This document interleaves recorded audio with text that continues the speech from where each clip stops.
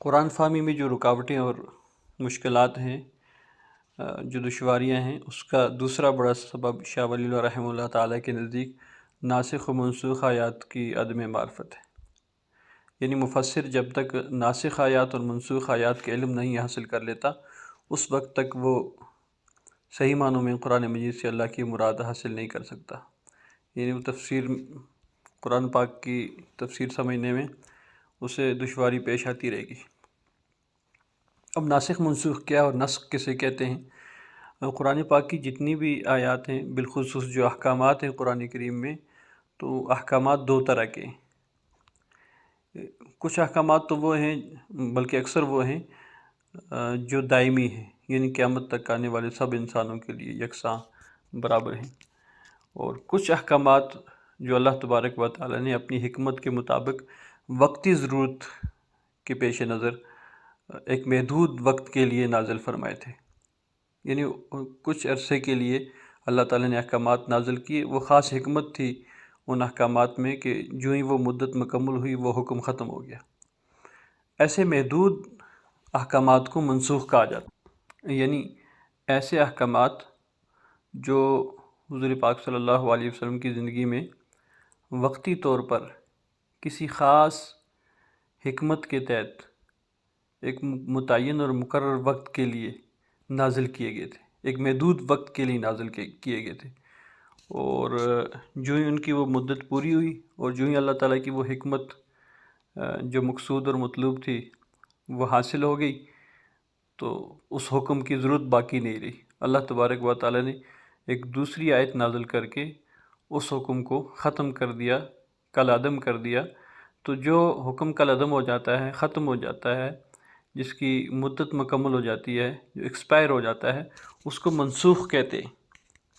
اور جو آیت بعد میں نازل کی جاتی ہے پہلے حکم کو ایکسپائر کرنے کے لیے یا اس کی حد بیان کرنے کے لیے کہ اب یہ مکمل ہو چکا ہے، اس کی تکمیل بیان کرنے کے لیے جو حکم نازل ہوتا ہے، جس آیت میں وہ حکم نازل ہوتا ہے، اس آیت کو ناسخ کہتے ہیں۔ ایکسپائر ہونے والی آیت منسوخ، جس کی مدت مکمل ہو چکی، اور جو آیت یہ بات بتانے کے لیے نازل ہوئی ہے کہ پہلی آیت پہلا حکم مکمل ہو چکا ہے، اس کو ناسخ کہتے ہیں۔ یہ ہے ناسخ اور منسوخ کا آسان سا مفہوم۔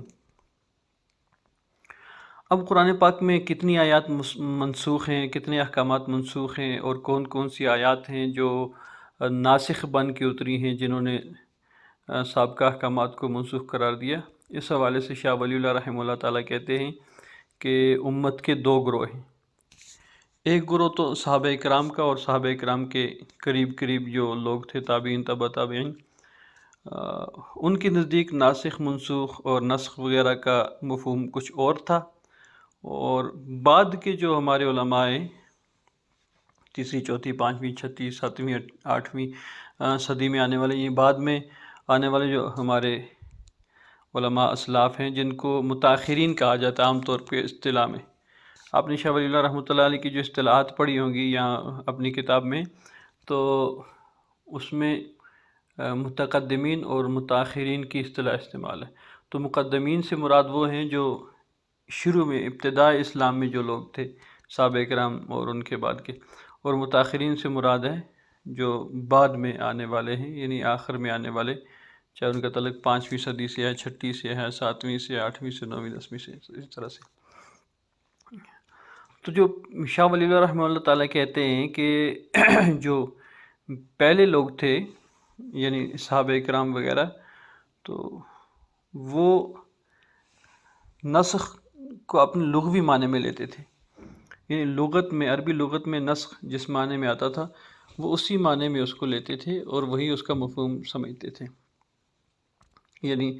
ایک چیز کو ہٹا کر دوسری چیز کو لے آنا، یا کسی ایک چیز کے ذریعے سے دوسرے کا ازالہ کر دینا، یا کوئی ایک چیز مختصر ہے دوسری آیت میں اس کی تفصیل بیان کر دینا، یا کسی ایک چیز میں کوئی تھوڑا بہت ابہام ہے دوسری آیت میں اس کی تفصیل بیان کر دینا، یا کسی ایک آیت میں ایک چیز مطلق بیان ہوئی ہے دوسری میں کہیں قید لگا کے اس کو مقید کر دینا کہیں، یعنی اس طرح کی جتنی بھی تبدیلیاں تھوڑی بہت ہوتی رہی ہیں، تو قرآن مجید میں جو تبدیلیاں ہوتی رہی ہیں آیات میں، تو یہ ان ساری تبدیلیوں کو صحابہ کرام نسخ کہہ دیتے تھے، اور ان کے قریب قریب جو صحابہ کرام کے زمانے کے قریب قریب جو حضرات تھے وہ اس کو نسخ کہہ دیتے تھے۔ یعنی شاہ ولی اللہ رحمۃ اللہ علیہ کا کہنے کا مقصد یہ ہے کہ جو ہمارے اسلاف تھے، متقدمین تھے، جو ابتدائی اسلام میں جو حضرات قرآن کریم کی خدمت کرنے والے ہیں، ان کے نزدیک منسوخ آیات بہت زیادہ ہیں، کیونکہ انہوں نے نسخ کا جو مفہوم ہے اس کو بہت وسیع رکھا ہے، اس میں کافی وسعت ہے۔ یعنی کسی ایک آیت میں اگر تھوڑا سا اجمال ہے، اختصار ہے، ابہام ہے، تو اس دوسری آیت میں اس کی تھوڑی تفصیل آ جاتی ہے، وضاحت آ جاتی ہے، اس ابہام کو دور کر دیا جاتا ہے۔ تو یہاں بھی وہ یعنی متقدمین پہلی آیت کو منسوخ اور دوسری کو ناسخ قرار دیتے ہیں۔ تو اس طرح وہ شاہ ولی اللہ رحمۃ اللہ علیہ فرماتے ہیں کہ متقدمین کے نزدیک منسوخ آیات کی تعداد کوئی 500 کے لگ بھگ ہے، اور یعنی اتنی زیادہ آیات ان کے نزدیک منسوخ ہیں۔ اور جو بعد والے ہمارے اسلاف اور اکابر ہیں، متاخرین جنہیں کہا جاتا ہے، ان کے ہاں ناسخ منسوخ کا مفہوم کچھ اور ہے۔ ان کے ہاں جو شاہ ولی اللہ رحمۃ اللہ علیہ فرماتے ہیں، ان کے ہاں جو منسوخ کا مفہوم ہے، وہ مفہوم اس طرح سے ہے کہ منسوخ وہی حکم کہلائے گا جو بالکل جس کو سرے سے ختم کر دیا گیا ہو، یعنی اجمال کی تفصیل، ابہام کی جو ہے وضاحت اور یہ چیزیں اور مطلق مقید یہ چیز نہیں، بلکہ ایسا حکم جس کو سرے سے بالکل ختم کر کے، منسوخ کر کے، کالعدم قرار دے کے کوئی نیا حکم جاری کیا گیا ہو، تو صرف اسی کو ہم ناسخ منسوخ کہیں گے۔ شاہ ولی اللہ رحمۃ اللہ علیہ فرماتے ہیں کہ اس مفہوم کا اعتبار جب کیا گیا، اور یہ مفہوم جو متاخرین نے لیا، تو اس میں منسوخ آیات کی تعداد بہت کم ہو گئی۔ یعنی علامہ جلال الدین سیوطی رحمہ اللہ تعالیٰ 911 ہجری میں وفات پائے ہیں، گویا 11ویں صدی، 10ویں صدی کا آخر اور 11ویں صدی کا شروع، یعنی یہ ان کا زمانہ ہے۔ تو ان کی کتاب علوم القرآن پہ الاتقان ہے، الاتقان فی علوم القرآن، اور یہ بڑی جامع کتاب ہے عربی میں، یعنی علوم القرآن کی سب سے بہترین اور سب سے جامع کتاب الاتقان ہے۔ اس کا حوالہ دے کے لکھتے ہیں کہ شاہ جلال الدین سیوطی رحمۃ اللہ علیہ نے منسوخ آیات کی تعداد صرف 20 لکھی ہے، اور ابن عربی رحمۃ اللہ علیہ سے بھی اس کو انہوں نے لیا، انہوں نے بھی 20 لکھی ہے، انہوں نے بھی 20 لکھی ہے۔ گویا وہ 500 آیات، 400 آیات، یہ اتنی زیادہ تعداد جو متقدمین کی نزدیک تھی، شاہ ولی اللہ رحمۃ اللہ علیہ فرماتے ہیں کہ متاخرین میں اب یہ تعداد بہت کم رہی، اور علامہ سیوطی رحمۃ اللہ علیہ اور دیگر حضرات اس کو جن صرف 20 آیات ایسی قرار دیتے ہیں قرآن کریم میں کہ جن کا حکم منسوخ ہو گیا، جو سرے سے جن کے حکم کو ختم کر دیا گیا، اور جو ناسخ آیات ہیں، ظاہر وہ انہوں نے اپنی اپنی کتابوں میں نشاندہی کی ہوئی ہے کہ فلاں آیت منسوخ ہے اور اس آیت کے ذریعے سے منسوخ ہوئی ہے، یہ ناسخ ہے، پہلے جو آیت نازل ہوئی تھی یہ اور اس کا یہ حکم تھا اور اسے منسوخ قرار دیا گیا اور یہ حکم بالکل ختم ہو گیا، بعد میں یہ آیت نازل ہوئی ہے، یہ ناسخ ہے، اس نے پہلے حکم کو ختم کر دیا۔ اس طرح انہوں نے نشاندہی کی ہے الاتقان میں 20 آیات کی۔ ابن عربی رحمۃ اللہ علیہ بھی 20 آیات کے منسوخ ہونے کے قائل ہیں۔ یہاں اس حوالے سے جو سب سے اہم بات ہے وہ یہ ہے کہ شاہ ولی اللہ رحمۃ اللہ تعالیٰ ان 20 میں سے بھی 15 آیات کے بارے میں اپنی الفوز الکبیر میں، اپنی کتاب میں وضاحت کر چکے ہیں کہ یہ بھی منسوخ نہیں ہے، بلکہ ان کا حکم بھی باقی ہے۔ صرف 5 آیات ایسی ہیں شاہ ولی اللہ رحمۃ اللہ علیہ نے جن کا انتخاب کیا اور الفوز الکبیر میں ان کی وضاحت کی ہے کہ صرف یہ 5 آیات ہیں قرآن کریم میں